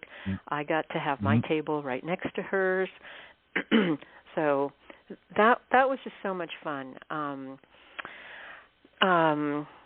Mr. Austry was there. Jerry Austry was there, and with his book, My Time with Mr. Hogan. So there was a lot of different subject matters. My book not fitting into my book size-wise and subject matter-wise. I was in a world of my own. I don't know how else to say it. But it was really, really fun for people to come marching up to my table and say, I want to buy your book. And, then I would get to sign it for them and inscribe it to them. And, several people were buying books to give as gifts, so they wanted them inscribed to this person, to that person, and different messages. And I'm so particular. There was one guy who wanted 4, and he kept coming back to the table, and I'm like, oh, John, I'm sorry. I've only done 1 so far. People were coming, oh, John, I've only done 2 so far. And he had driven down from Pennsylvania, so he wanted to take them all back with him. Well, by the end of the day, he finally got all 4 of his books all signed and wrapped. I'm extremely particular about how my books are handled. They have to be, really handled with care because they're big and they're heavy. So yes. I wrap them. I have a very particular way of wrapping them. And even when I was overseas this summer, and my first books were shipped into the U.S., I had trained somebody to wrap them just so And one guy even wrote to me who got a book, and he said, the book was fabulous, but the packaging was, I've never seen anything like this before. It was the best packaging I've ever seen. So that was also very gratifying.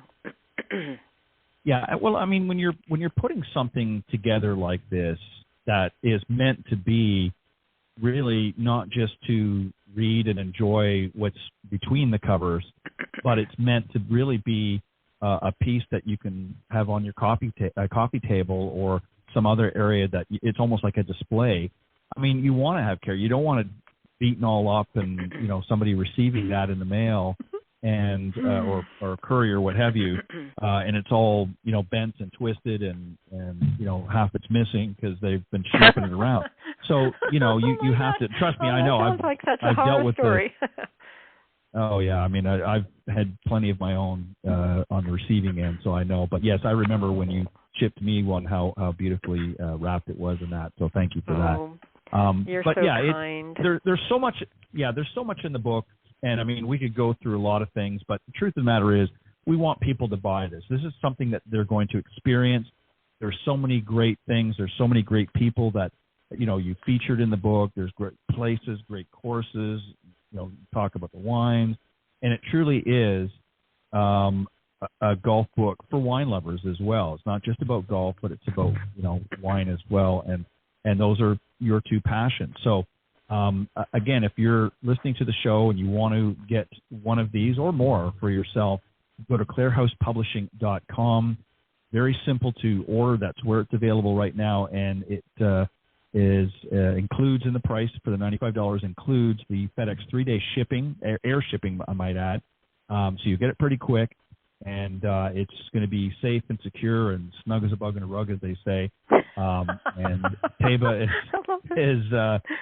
is happy to ensure that it arrives safe, but makes a great gift not only to yourself, but if you're with the holidays coming up, now's the time to get it. Let's think of that family member that might really appreciate this, and let's get out there and get it as a gift. And I don't want to forget my friends at the Golf Heritage Society. You can also visit after the show their website, golfheritage.org, so make sure you check that out as well. You're fantastic. But can I add one more thing?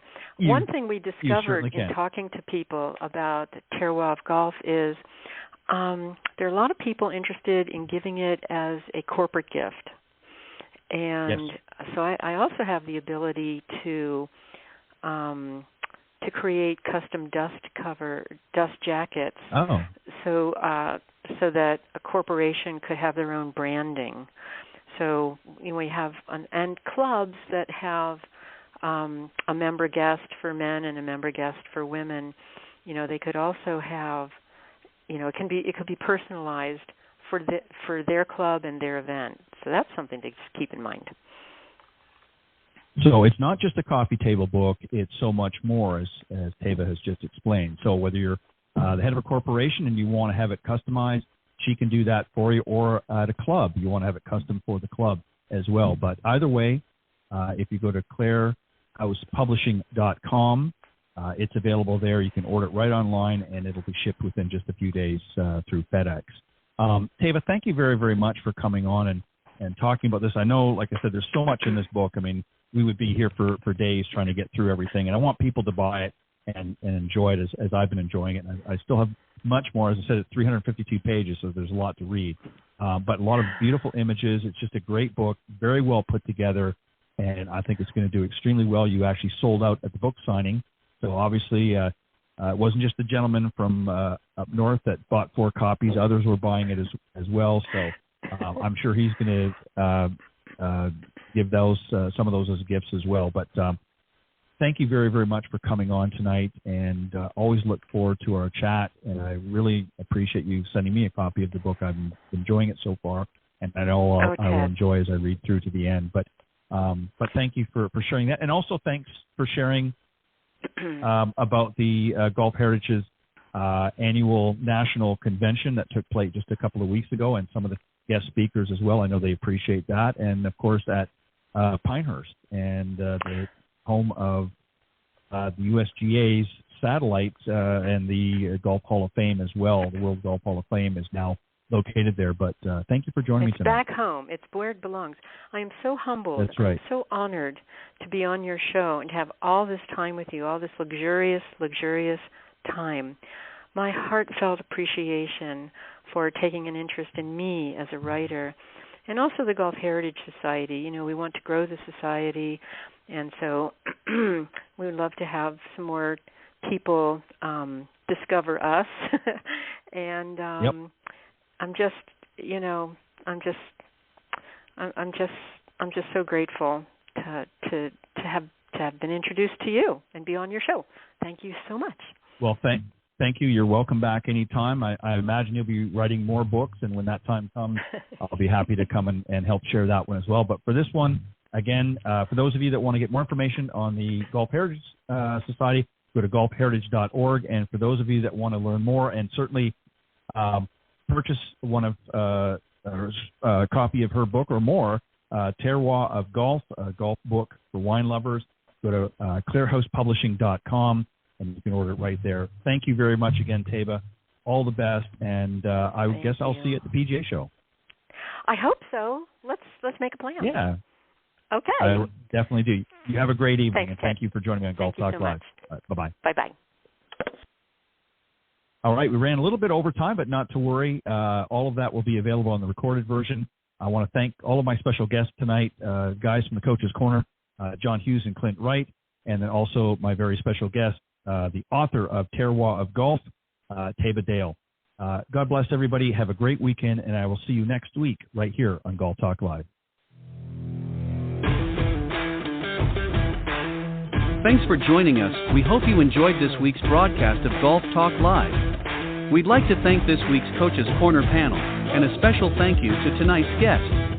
Remember to join Ted every Thursday from 6 to 8 p.m. Central on Golf Talk Live. And be sure to follow Ted on Facebook, Twitter, and Instagram. If you're interested in being a guest on Golf Talk Live, send Ted an email at ted.golftalklive@gmail.com. This has been a production of the iGolf Sports Network.